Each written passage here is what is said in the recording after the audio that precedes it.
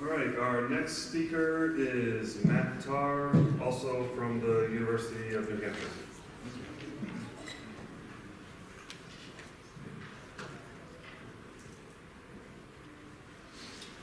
Good morning, I'm Matt Tarr from UNH, and today we'll be chatting about a research project recently completed by one of my master's students, Randy Hsu, who investigated the site-specific and landscape features predicting shrubland bird occurrence in anthropogenic or human-created shrublands. So one of the main reasons that my research team spends a lot of time studying shrublands is because, again, we have about 36 species of shrubland-dependent birds in New England that require shrublands as their primary nesting habitat. Now, of these birds, many of them actually require or prefer dry shrublands for nesting. In other words, they're not nesting in shrub wetlands. And so, historically, prior to European settlement, we can expect that there was some certain predictable natural dry shrublands that occurred throughout our region.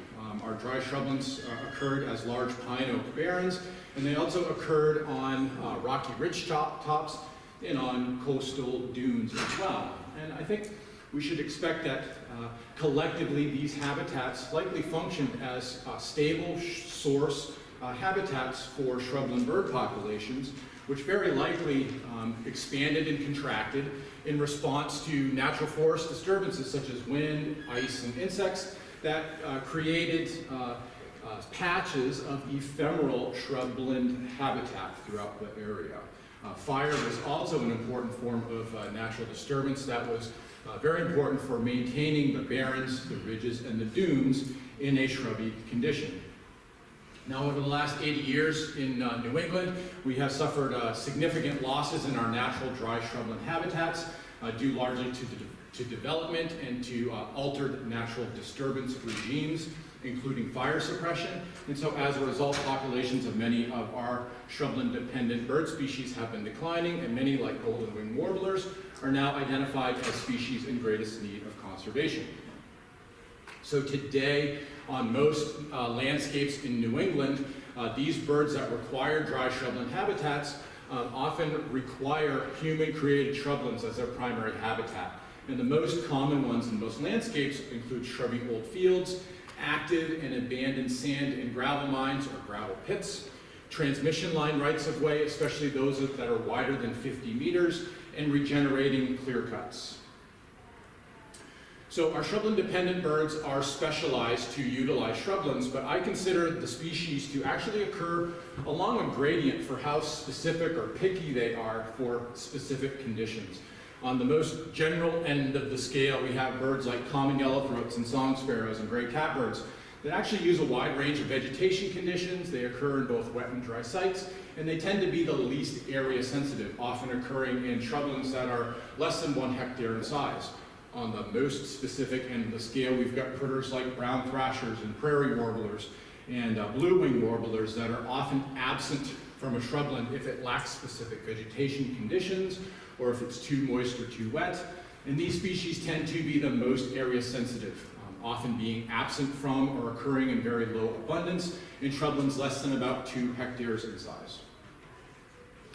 So it's pretty well recognized that vegetation structure and shrubland size are important cues that our shrubland birds use for selecting their habitats. So our first objective was to determine if differences in site-specific features among shrublands resulted in differences in the distribution of our shrubland birds among the anthropogenic shrubland types. Now, our study sites differed in the following primary ways. Our shrubby old fields were composed primarily of a dense herb layer that grew in and amongst shrubs that varied in their height and their density. A large proportion of the shrubs in our old fields were non-native species. These sites tended to be pretty mesic and ranged from 1 to 22 hectares in size. Our gravel pits had little or no herb layer, a lot of exposed soil. The woody vegetation that are in these tends to grow around the edges and in isolated islands and clumps. Most of the vegetation there is native. These sites are obviously very dry and they're very large, ranging in size from 2 to 91 hectares. All of our transmission line rights-of-way were over 50 meters wide, and they all supported exceptionally diverse vegetation conditions, with patches ranging from dense to sparse shrub and herb cover and dry to very wet soils. The vegetation in these sites tends to be a mixture of native and non-native plants, and the mowing, they're all mowed on a 3 to 4 year cycle, which favors the hardwood saplings. These are obviously linear openings, and they range from 1 to 27 hectares in size. Regenerating clear cuts, they were all between 1 to 15 years post-harvest. They're dominated by hardwood saplings and mostly native plants. They range from xeric to mesic and 1 to 24 hectares. So we should also suspect that shrubland birds are responding to the landscape composition around their shrublands when they're making decisions about where they are going to settle. So for example, it's very possible that shrubland birds prefer landscapes that have shrublands clustered in close proximity to one another, because this can facilitate the ability of birds to move in and around among shrublands to secure extra pair populations or to relocate if they lose a first nest. We also should expect that the landscape composition can affect area sensitivity. Recently, Patrick Roberts and Dave King described how prairie warblers are more likely to occur in small openings if there's larger openings in the immediate landscape. However, one thing that we really don't have a good handle on is how large of an area, or how far away from a shrubland are birds responding to the landscape.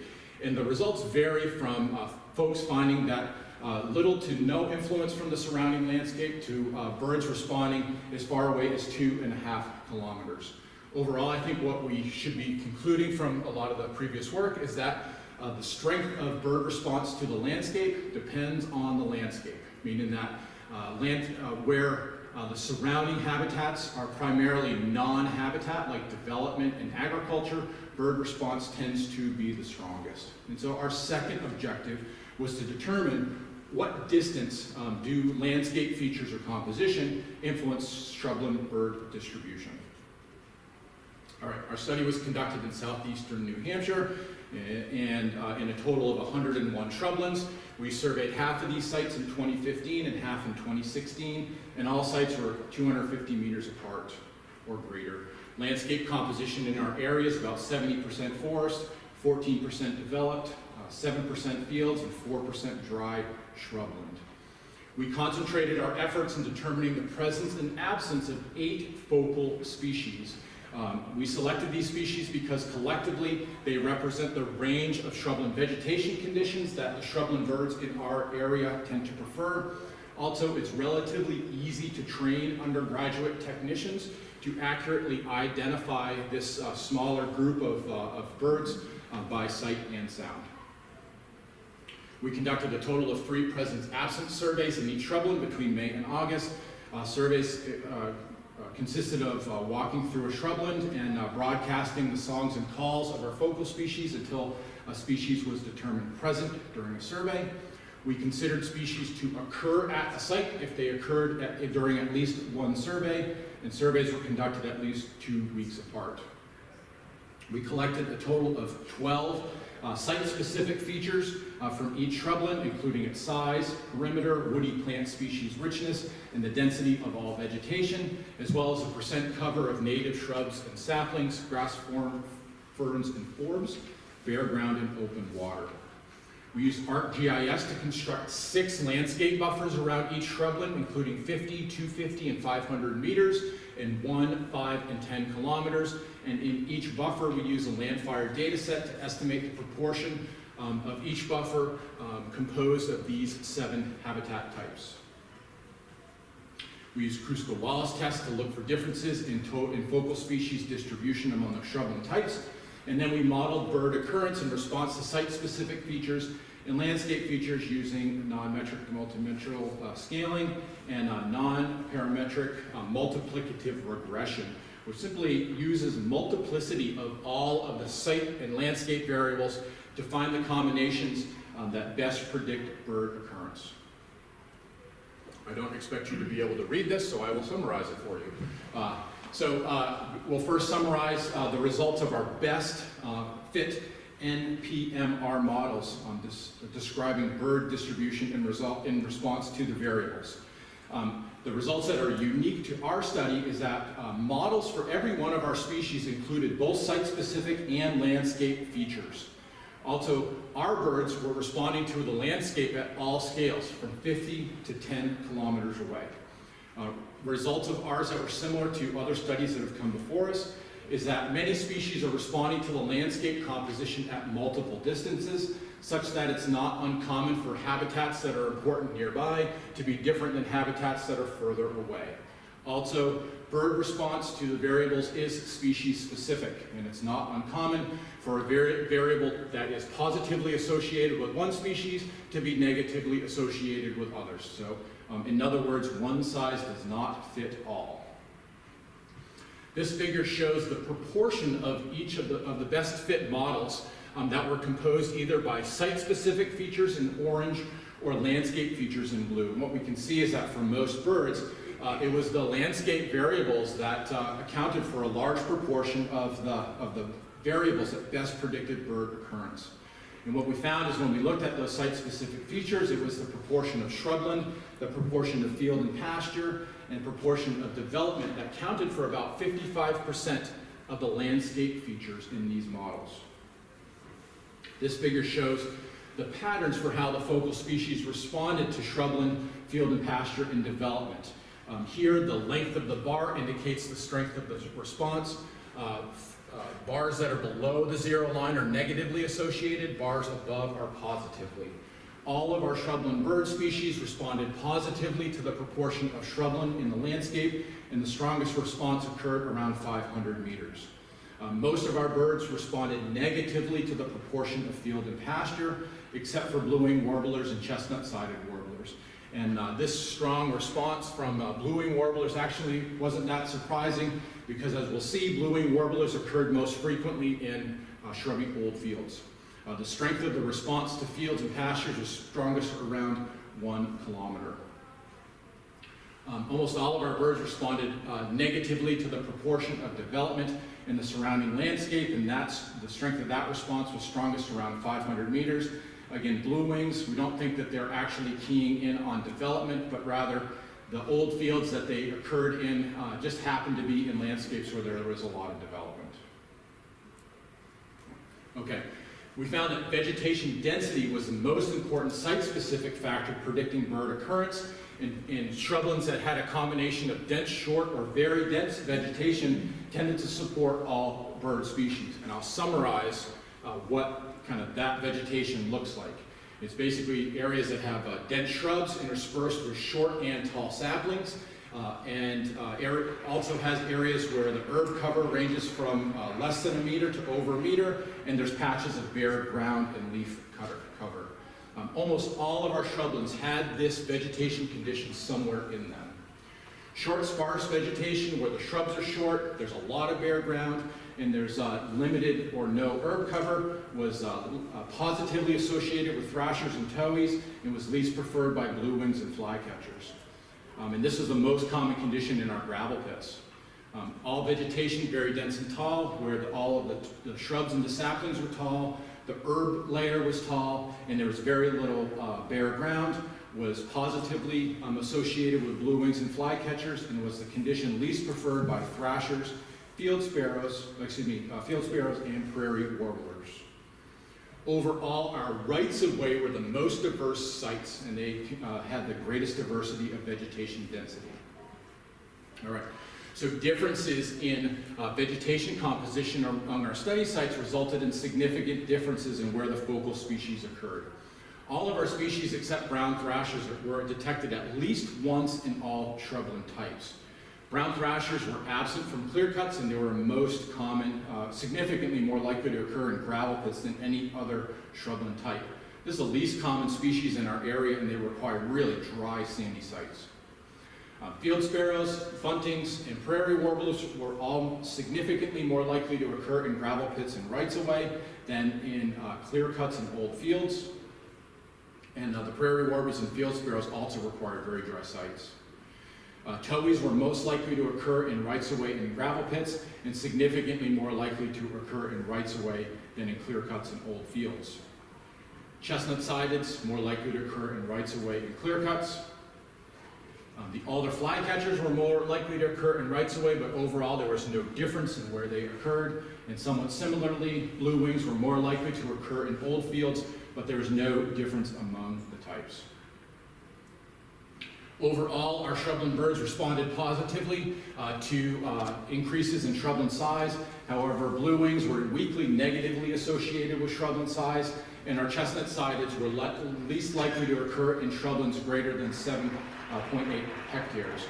These relationships that were negative to shrubland size, we don't think that this is because these birds don't like big shrublands, but simply because our largest sites were gravel pits, which didn't include the microhabitat characteristics that these species needed. Okay, so I'm gonna just summarize our results. Overall, as a group, our shrubland birds were more likely to occur in shrublands if the surrounding landscape was composed by a greater proportion of shrublands than of fields and development. Our birds were more likely to occur in shrublands greater than 2 hectares in size, and they were most likely to occur if the dominant vegetation condition was a mixture of dense shrubs, short and tall saplings with some patches of bare ground, and some patches of herb cover that ranged from less than to up to 1 meter tall. Overall, it was the transmission line rights of way and the gravel pits in our study that were the largest, that supported the greatest amount of microhabitats, and as a result supported the greatest diversity of our shrubland birds. Productivity data that we have from these openings suggests that rights of way and gravel pits are very likely functioning as some of the largest source habitats for shrubland birds in our landscape. And moving forward, our results suggest that rights of way and gravel pits should be considered potentially critical habitats for conserving shrubland birds, especially in landscapes that are lacking natural dry shrublands like barrens. Again, species-specific requirements for particular micro-habitats suggest that, again, landscapes that are composed by a variety of shrubland types, of all the anthropogenic types, as well as natural barrens and beaver wetlands, are most likely to support the greatest diversity of shrubland birds. And that's pretty common results. One thing that we need moving forward is better movement data, to better information with regards to how far over the landscape are birds actually operating. So we weren't surprised to find that our birds were responding to the landscape out to 10 kilometers. And the reason for that is we have movement data on about 306 color-banded prairie warblers, towhees, and field sparrows. And of individual birds that use more than one shrubland within a nesting season, the average distance those birds move between shrublands is 6.7 kilometers. And we have data from a handful of individuals that are moving as much as almost 30 kilometers between shrublands within the nesting season. And so we should expect that many of our shrubland birds are probably operating at a landscape scale that we often don't necessarily give them credit for, and large movements should not be considered uncommon. Also, I think we should expect that regional population dynamics of these species, that these critters are operating probably at a regional level, much bigger than the local level we often work on. And this is based on results that we have from genetic studies of about 307 prairie warblers captured in southeastern New Hampshire and Maine, spanning shrublands that are as much as 76 kilometers apart. And our work shows that these birds are all related to one another and functioning as one big population, the extent of which we haven't yet figured out. And so with that, I'd just like to thank all of our students and technical advisors on the project and our funders, including NRCS, New Hampshire Fish and Game, Eversource Energy, and the Nuttall Ornithological Club.